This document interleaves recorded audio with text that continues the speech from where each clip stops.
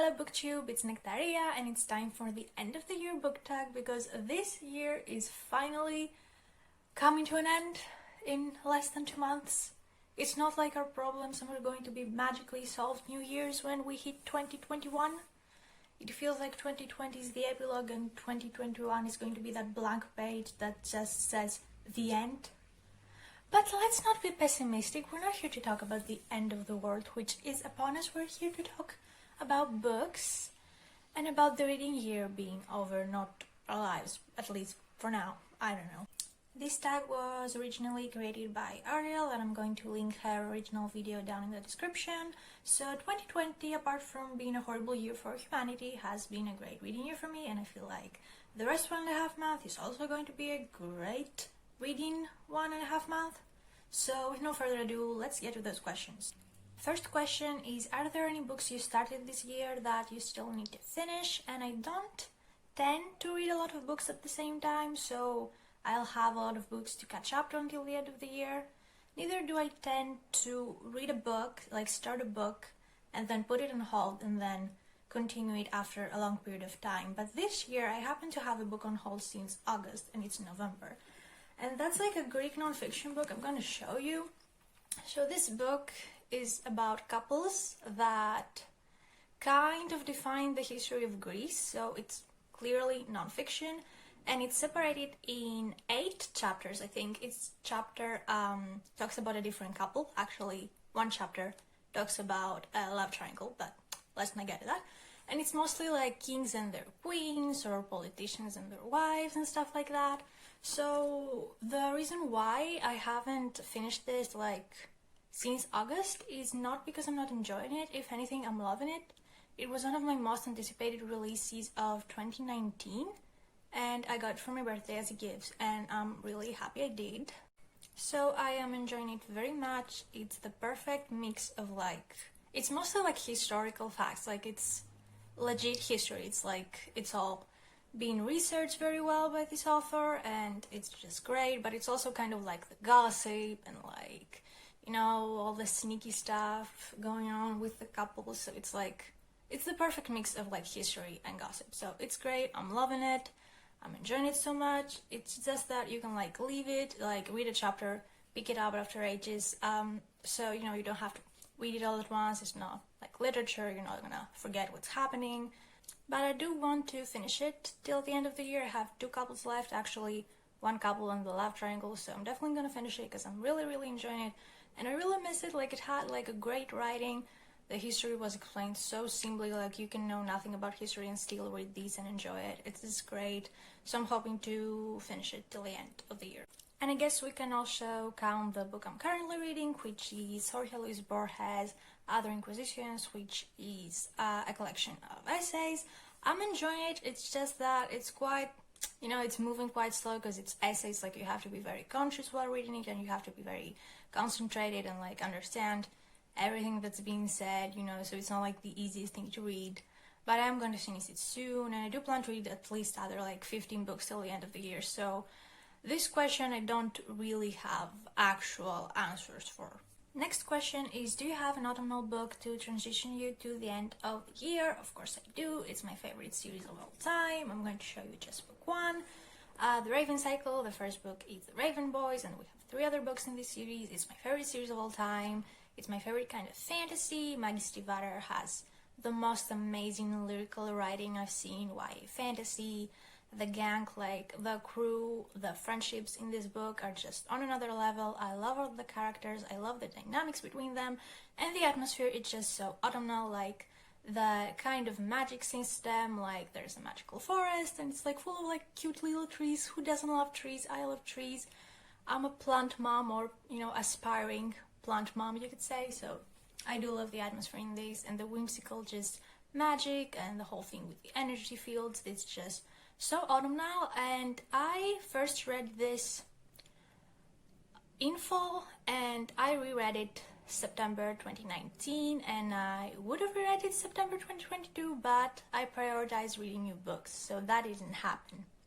But I do plan to read this before the year ends, because if I don't read my favorite series of all time, and if I don't feed myself off of its perfection, I don't know, like, I'm just not going to survive this year if I don't do that. Third question is, are there any new releases you're still waiting for?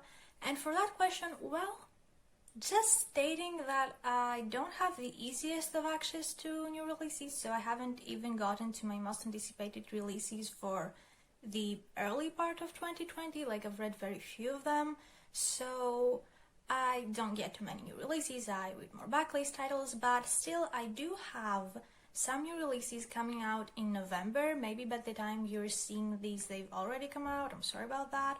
And those are Here the Whole Time by Victor Martins. That is a love story between two boys. I think it takes place during like spring break, like they have 15 days that they have to spend living together for some reason. I don't know. I mean, it's a cute LGBTQ love story, so I'm just so in for it, and the cover just looks very intriguing, so I'm in for it. The next one is Ruin Song by Julia Ember. That was one of my most anticipated releases like since December 2019. It's a dark, romantic LGBTQ plus fantasy, and I feel like I read that the magic system in this has to do with like music and singing, like they sing their magic, and that sounds just so intriguing, and I really want to read that. And a bit earlier this week I found out about two other new releases that are coming out this November, and they seemed quite intriguing, so I did add those to the list, and those are The Star-Crossed Sisters of Tuscany by Laurie Nelson Spielman. This is probably like a story of two sisters that like travel to kind of like find out about family secrets. Like, I don't even know, it doesn't even sound like my kind of thing, honestly. It said Tuscany in the title, so that means that they're traveling through the Italian countryside. And Italy is my most favorite place in the whole world, so I have to read that book, even if it's just for the descriptions of the Italian landscape. Like, I do have to read that book. And lastly, I have Those Who Pray by Jennifer Moffat. All I know about it is that it's about this college girl who gets involved into a cult or something, and that just sounds quite nice. You know, cults are nice. You know, let's do that. Let's read that. Question number 4. What are 3 books you want to get to before the end of the year? And again, I want to get to at least 15 books before the end of the year, but my 3 top priorities are... Okay, the first is The Secret History by Donna Tartt. I've heard great things about it. I really want to get more into dark academia, so this feels like the book to do it. Like, I'm so hyped about this. It's quite thick, but I hope I'm going to get to it in November, because it feels like a November read, but if not in November, at least in December. Like, I just really want to read this book as soon as possible. Next up is Wake of Vultures by Lila Bowen. I mostly want to get to this because I got it as a birthday gift in August 2018 and I still haven't gotten around to it, so, you know, I don't want to make it like a third year without having read this, so we're planning to read this in 2020. It's about this netty, lonesome, half-breed person that tries to discover the true kin in which she belongs, and there's going to be like a lot of monsters haunting her, something like that. It does sound intriguing, but the fantasy doesn't sound like exactly my kind of fantasy. It sounds a bit out of my comfort zone, but we're still hoping to get to that before the year ends. And last but not least, The Remains of the Day by Kazuo Ishiguro is a book I want to get to in 2020. I probably get to it in December, but it is a book I'm intrigued to read because I've heard great things about, and I do want to try Kazuo Ishiguro because I did read Never Let Me Go, and I didn't really enjoy it. Like, I enjoyed it, but like the writing quite turned me off, so we're going to see what I think of The Remains of the Day. I hope I'm going to enjoy it much more, so this is another thing that's happening probably in December. Question number 5, is there a book you think could still surprise you and become your favorite book of the year? Well, no, because I've read so many good books this year, like so many great books. It's a great reading year.